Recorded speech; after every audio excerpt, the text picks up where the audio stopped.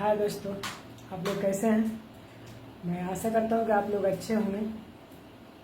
तो आज मैं सिंगर अभिराज यादव को गाना मिक्सिंग कर रहा हूँ और ये गाना कल सुमित शक्ति फिल्म्स पे छोड़ेंगे।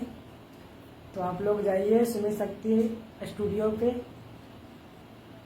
जो कि यूट्यूब चैनल है, उसी पे गाना छोड़ेंगे कल सुबह यानी शाम को 6 बजे।